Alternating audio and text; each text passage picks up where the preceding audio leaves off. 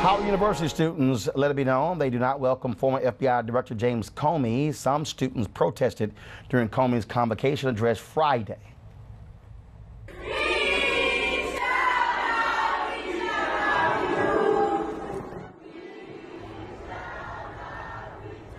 This was one of Comey's first public appearances since Donald Trump fired him in May. In August, the school announced Comey would take on a special lecturing position at Howard University. The demonstrators never left the back of the auditorium, but continued to chant, sing, and boo during Comey's entire address. The rest of the real world is a place where it's hard sometimes to find people who will listen with an attitude that they might actually be convinced of something. Instead, what happens in most of the real world, in about 4 rows in this auditorium, is that people don't listen at all. They just try to figure out what rebuttal they're going to offer when you're done speaking. Howard University officials say in his role at the university, Comey will give 5 lectures on several topics. The topics have not been announced.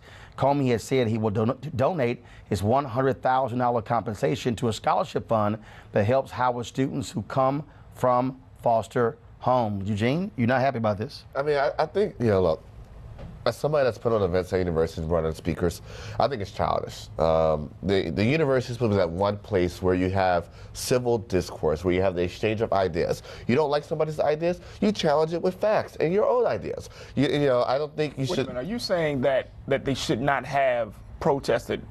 I'm not saying don't protest. What I am saying is at least hear the gentleman out. What I'm saying is at least if you're going to be the mecca of HBCUs, then you need to be the mecca when it comes to the actual intellectual discourse, when it comes to actual intellectual discussion. Come on. When it comes, no, seriously here.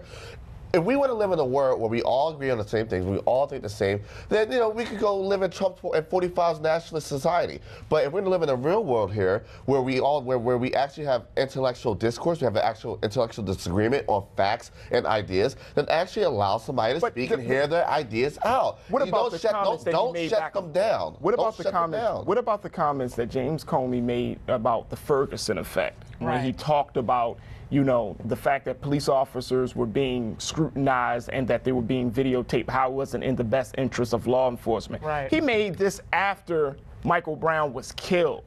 So he doesn't. So look, we have a situation where you have these guys try to redefine themselves, reinvent themselves, and then hope that we have amnesia about their past statements. Right. And that's not the truth. And not enforcing the Death in Custody Act and COINTELPRO, and the fact that James Comey has not been particularly sympathetic to the argument of police brutality, and we as black people are supposed to sit there and just not say anything. Well, no, I'm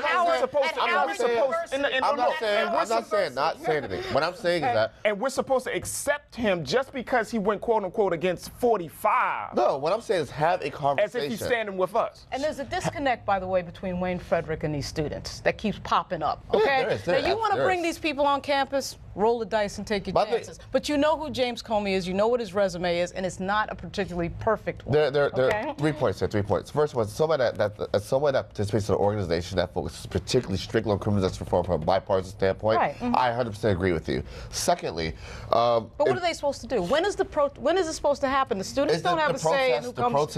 The students don't have a say. Conversation. I'm saying have a conversation. The students did not have a say in who. Shutting somebody down is not having a conversation. But see, they're not part of the conversation until that moment. That's what I'm exactly. It's up to the administration That's the problem. to bring them to the conversation. That's the Wayne Frederick problem. I agree He doesn't bring them in because you could have avoided the whole thing if you get the students involved in the SGA of granting Howard. this guy a chair. I agree. I agree with you. SGA of Howard, were they informed that James Comey will be delivering these 5 lectures? Right. I'm not. I don't know. I don't. You know they weren't. It's probably no. Probably not. Probably but on the third aspect of that, if we're going to consider our HBCUs the cream of the crop when it comes to intellectual institutions in this country, we start treating like that. And the big part of that is being able to bring folk on campus that you our disagree history with. is a little bit different than everybody else. Yes, it is. So what? Our history is a lot different than everybody else's. Discourse, that doesn't doesn't mean you have passion, you have fire. That doesn't mean that you can't stand. Right. Look, we're in a new day and time. We cannot continue to put black students in this box, expecting them to be the quote-unquote future, the next generation, and then but say, hey, contain your fire. Right. All right. Weekdays on TV One. I will never lie to you. Oh my God. Roland Martin. He doesn't want to talk to us. He wants to ignore us. Uncensored. Hell no. That ain't gonna cut it, boo. Unapologetic. No, that is fundamentally false. You are wrong. Unfiltered. He wants an America where we all look alike. He ain't talking about black people. Unrelenting. You better go work out, because you got a fight on your hands. NewsOne Now with Roland Martin. Weekdays at 7 a.m. on TV One.